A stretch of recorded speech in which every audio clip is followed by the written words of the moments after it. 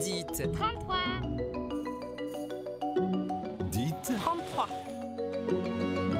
Dites. 33. 33. 33. Dites 33. Bienvenue dans ce nouveau numéro de Dites 33 consacré au don d'organes et à la greffe. La greffe qui peut améliorer la qualité de vie mais aussi sauver des vies. Tout de suite, je vous propose de partir à la rencontre de deux personnes qui ont bénéficié d'une greffe. Nicolas Gaes, vous avez bénéficié d'une greffe de rein il y a 2 ans. Est-ce que vous pouvez nous expliquer dans quel contexte est intervenue cette greffe? Eh bien, après une polykystose rénale familiale de famille, donc j'ai les kystes qui mangent les reins, ça m'a donné beaucoup de tension et c'est là qu'on a décelé cette maladie et donc j'ai fait la dialyse et après j'ai eu une greffe de rein. Et concrètement, après avoir connu les inconvénients de la dialyse, cette greffe de rein, qu'est-ce que ça a changé dans votre vie? Tout ça a changé, je peux refaire plein de choses, remanger comme je veux. Ça a amélioré votre qualité de vie? Oui, en tout et pour tout, oui. Je peux sortir, j'ai plus ces 3 heures de temps que je passais.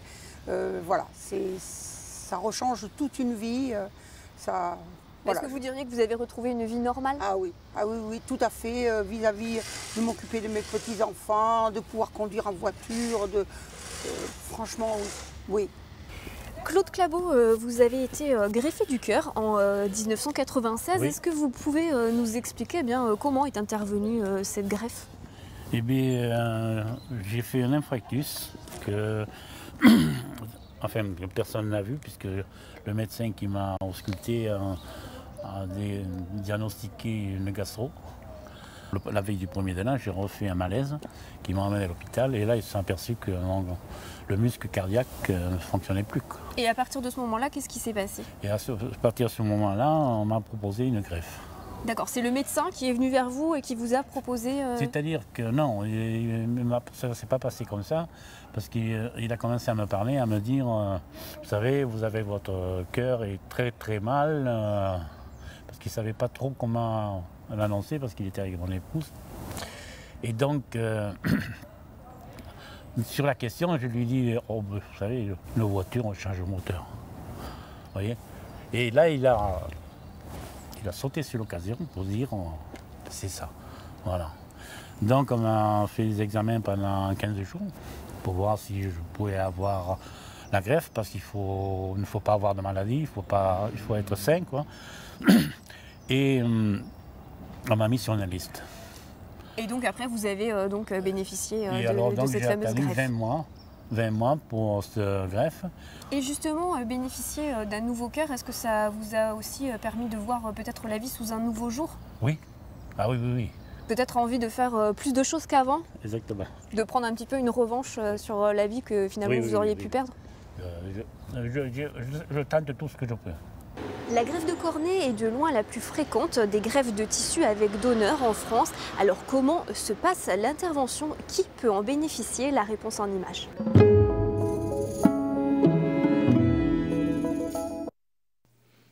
La greffe de cornée, un geste chirurgical que pratique le docteur Sylvie Simon-Poli. Il s'agit du remplacement de la cornée par un tissu d'origine humaine, une opération qui ne dure pas plus de 45 minutes. Le greffon a été prélevé et déjà au moins 15 jours avant l'intervention, il a été mis en culture, il a été analysé, il est validé pour la greffe de cornée.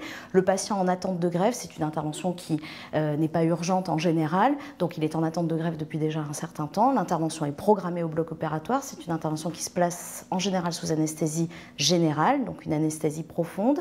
On va trépaner, c'est-à-dire enlever la partie malade, la cornée malade du patient, et remplacé par la cornée saine qui vient du donneur, qui va être suturée par des points séparés.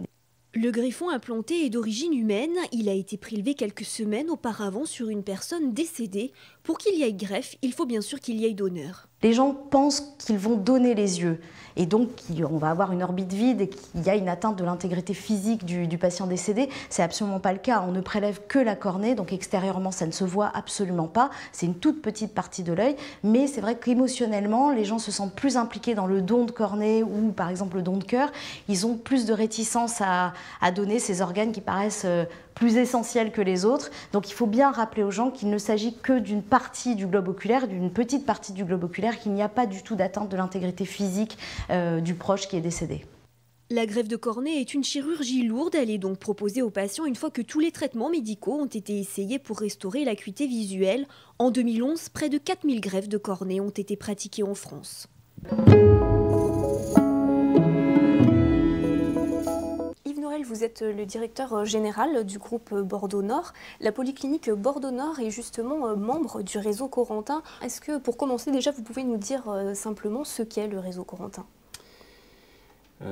Depuis que les lois sur les prélèvements de tissus et d'organes ont été mises en place, les années 84, 86 et plus récemment, on sait qu'il y a un déficit d'information tant de la population, même que des professionnels, sur les possibilités de prélèvement et donc de greffe induite dans nos communications ordinaires. Donc les établissements de la région Aquitaine, qui sont soit préleveurs, soit greffeurs, se sont organisés dans une association dite Réseau Corentin. Cette association est là pour promouvoir l'information autour du don d'organes et bien sûr de la greffe et des conséquences positives que cela génère.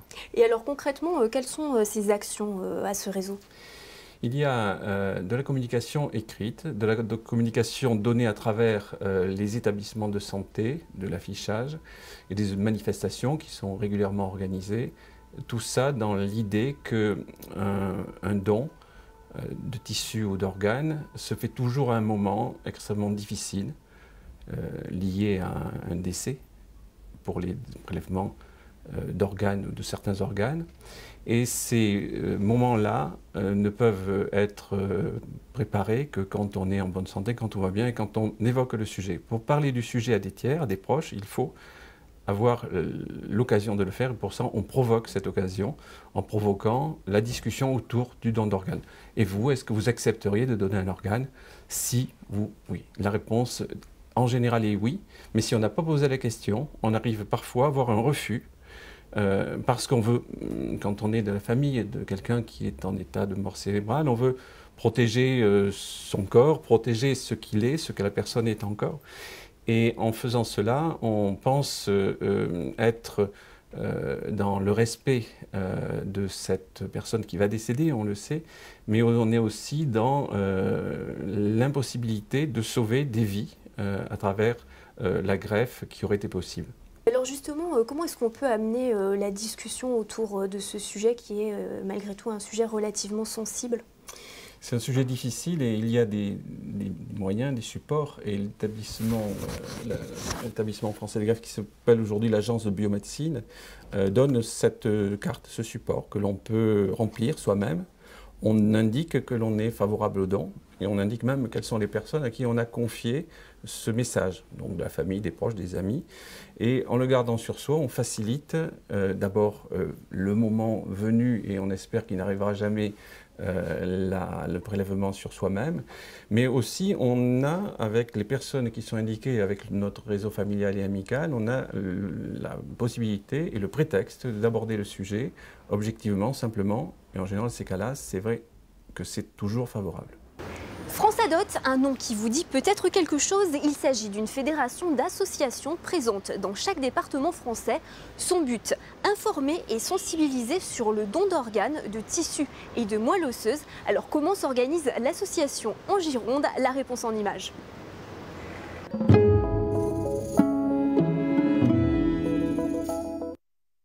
FranceAdot 33 est une association de bénévoles créée en 1989 et dont Gino Poretto est le président depuis 2001. Installée dans les locaux de l'hôpital Garde-Rose de Libourne, l'association reçoit chaque année une centaine de personnes, des personnes en quête d'informations sur le don d'organes, de tissus et de moelle osseuse. Pour l'ensemble des bénévoles de l'association, le discours est toujours le même. À chaque fois, on ne parle pas de mort. Don d'organes, don de vie. Puisque la mort, elle existe déjà, c'est une mort dans le cadre de la mort encéphalique. Donc c'est la vie pour la personne qui est en attente de don. Donc on ne parlera jamais de mort, on parle toujours de don de vie. Et pour Monique Poretto, la sensibilisation sur la cause du don d'organes passe par plusieurs phases. On s'informe. Vous allez sur les bons sites. Alors attention à certains blogs où ce sont des greffés, par exemple, qui vont expliquer plus leur maladie, leur pathologie, que vraiment le don d'organes. Donc il faut qu'ils aillent sur le site de l'Agence de biomédecine. Ça, c'est sûr que c'est un des meilleurs. Hein. Sur le nôtre, parce qu'on a plus de 40 ans d'existence. Après, on prend position, pour ou contre. Si on est contre, on se fait inscrire sur le registre des refus.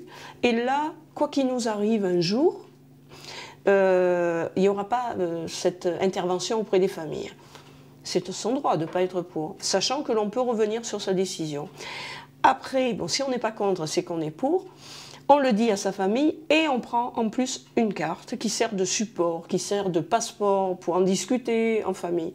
Aujourd'hui, le souhait de France Adopte serait qu'il existe un registre de donneurs d'organes au même titre qu'il existe un registre des refus.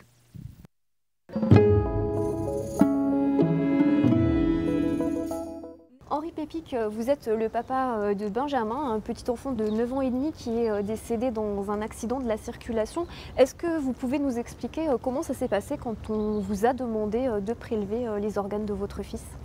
Eh bien, il faut remettre tout cela dans le contexte de l'époque. En 1994, il n'y avait pas ce qu'on appelle aujourd'hui les infirmiers ou infirmières coordinateurs ou coordinatrices qui sont là pour demander à la famille si on peut ou non donner des organes. En 1994, mon petit garçon s'est fait faucher sur le passage piéton en allant à l'école. L'hôpital nous ont dit, mais votre petit garçon est en coma stade 4. C'est ce qui correspond aujourd'hui à la mort encéphalique. Hein. Et j'ai un peu secoué le médecin de service pour lui demander si on pouvait faire des prélèvements ou des dons d'organes.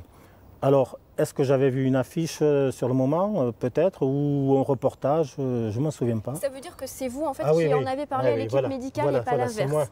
Voilà, parce qu'à l'époque, il n'y avait pas, enfin, c'était pas une démarche très, très habituelle. Surtout, j'ai appris par Monique que je pouvais avoir des nouvelles des greffons. Et alors, vous avez su les greffons? Voilà, et alors, pendant 1 heure, on a pleuré, elle de son côté, moi du mien. Mais ce n'était pas des pleurs de douleur, c'était des pleurs de vie. Et donc c'est là qu'elle m'a appris que finalement, on avait prélevé les 2 valves du cœur, les 2 reins, le pancréas et le foie. Et tout cela pour 5 enfants. Oui, parce que tout ce qui va d'un enfant va à un autre enfant. Hein. Voilà. Et il gardait les archives jusqu'à 3 ans après le prélèvement. Donc 3 ans après, tout s'était bien passé. Et puis donc j'ai appris que sur les 5 greffons qui ont été prélevés, eh bien un tournait encore, les 4 autres avaient été remplacés parce que à cette époque-là, les greffes d'enfants vont durer une quinzaine d'années. Voilà. Et les 5 enfants, eh bien, ils sont tous en pleine forme. Et enfin, enfants, maintenant, ils ont entre, je vois notre jeune là, ils ont entre 28 et 30 ans. Voilà. Donc je sais maintenant qu'il y a 5 enfants qui vivent grâce à Benjamin. C'est la fin de cette émission. Je vous donne rendez-vous dans 15 jours pour un nouveau numéro de DIT 33 consacré au service de suite et de réadaptation. Une émission qui nous emmènera notamment à la Tour de Gacy, à la rencontre des patients, mais aussi du personnel soignant. Avec le groupe Bordeaux-Nord-Aquitaine. DIT 33. 33. DIT 33.